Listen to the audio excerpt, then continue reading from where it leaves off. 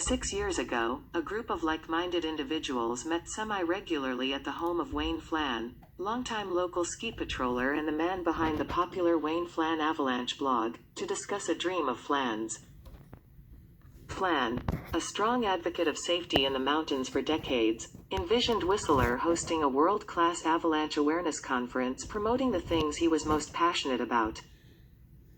Wayne saw this as a way of reminding people before the ski season that you're safer through knowledge. That's why he kept up with his avalanche blog, because he truly cared, and he thought it made a difference, said Richard Canar, friend of Flan's and a longtime mountain safety advocate in his own right, who sat in on those first sessions in 2017.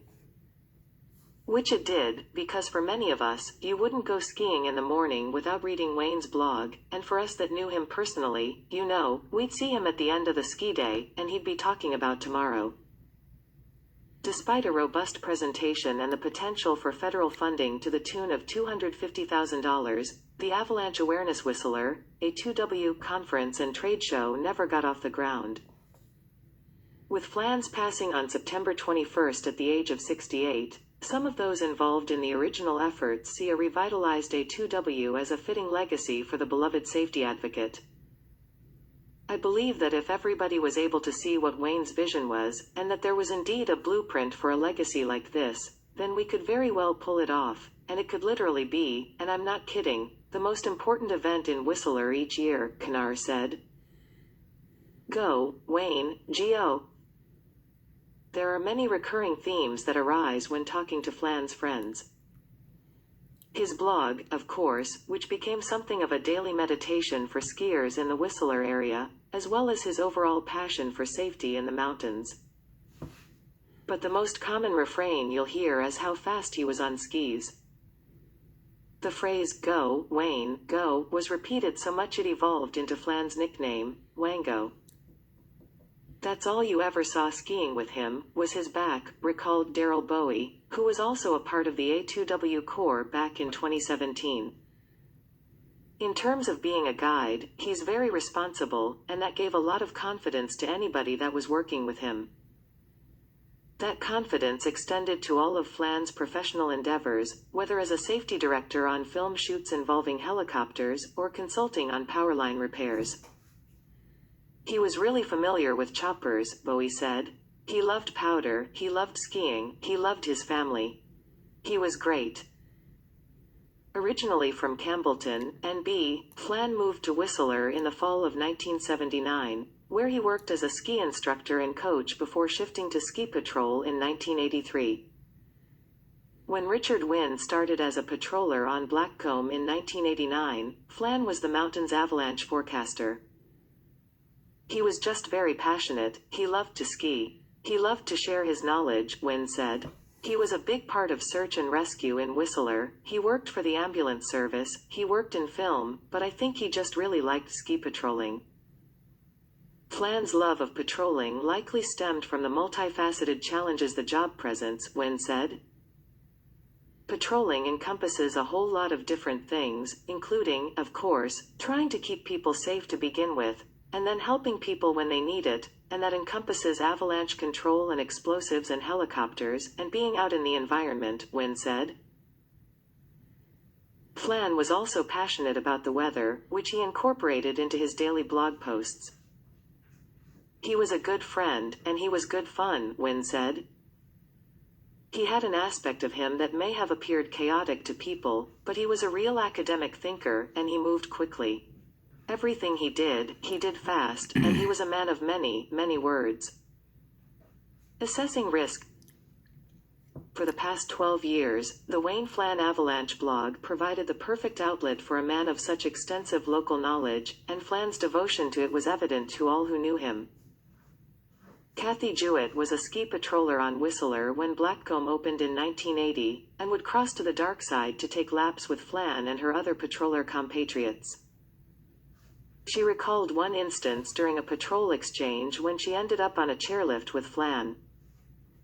We were uploading on the wizard chair, it's dark out, it's before sunrise, Wango whips out his laptop, pulls down the bubble, and starts making a blog post, on his lap, on the wizard chair, Jewett said. It's pitch black, and I'm just blown away. But he is filling every single minute of his day to make sure that this happens. At the root of it all was Flan's love for skiing, Jewett said. Gosh, he just loved skiing. And he loved powder skiing, but to do it, and get to the bottom, you gotta do it right, and so he thought it was important that people should know accessing this terrain, how to do it safely, Jewett said. But the backcountry and slack country of Blackcomb, it's pretty serious business. There's a lot of steep slopes and also glaciated areas, and that terrain now, with the warm summers and the changes, it's really changing. And some of his last blog posts were about how the glaciers were changing. He also pushed the boundaries of ski safety taboos, at least as far as business and mountain management were concerned. Sometimes Flan's passion for mountain transparency was at odds with Whistler Blackcomb's preferred messaging, Kanar noted. There are so many repetitive patterns in Whistler, like springtime on 7th Heaven. When we start to get the sun slopes starting to slide, it just happens like clockwork as soon as the sun comes out. Chainsaw Ridge, in the springtime, those big cornices, they come down, and they should be talked about, Kanar said. Those are inbound risks, and if you can't talk about inbound risks, then people tend to ignore what's going on in the backcountry, and those were all of the things that were so important to Wayne, because he went on many recovery missions, and it bothered him. Wayne was really so interested in this, I think, because of what he had seen, and who he had recovered. He really believed that knowledge would help save people's lives, and have people make better decisions in the backcountry, and he strived for that. A fitting legacy. Flan's passion, for skiing, for safety, and for life in general, was contagious. Whenever he walked into a room, it was almost like a standing ovation. It was, "Hey, Wango's here," Bowie said. And all kinds of people. If you go to a place like RMU, and whenever he walked into that room, or in Merlin's, it's like everybody knew him. The temperature went way up. And Flan was a regular fixture at the Upper Village Pub, ski shop, said RMU Whistler's Ted Lowe. I always say he was part of the furniture in there. He'd go in there and he would hold court, and tell stories, and he was super animated, he said. He was just his own person. Just always positive, and he was a very likable guy.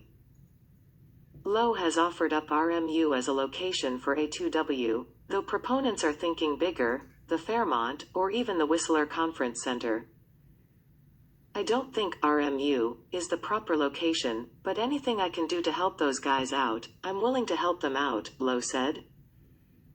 The vision of the conference was to bring avalanche experts from around the world to Whistler as keynote speakers, as well as a trade show showcasing the latest in product innovation, design, and services.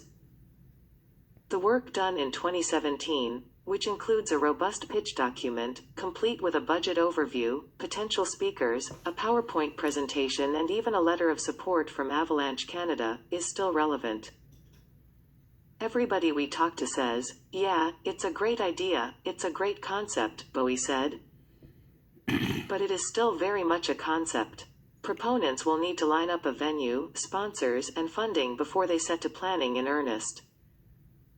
If we wanted to have this in the conference center for next year, it would take a whole lot of planning. This is probably something that would be 2 years away from making it happen, but in the short term, the first one could be held at the Fairmont, Kanar said. Adding the group suspects, it would take about $500,000 to take the conference into its second year.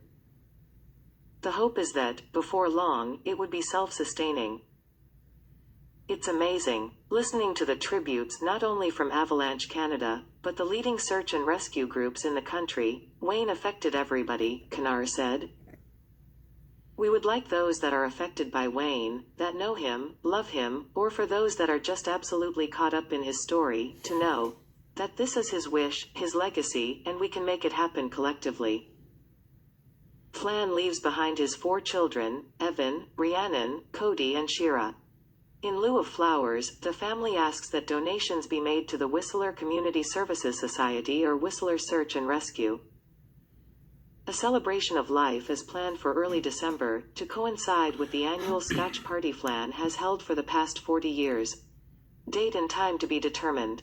Join the Wayne Flan Remembered Facebook group for updates, as well as more great photos and memories of Flan. Rest in peace, Mr. Wango. We love you, man. We're going to miss you immensely.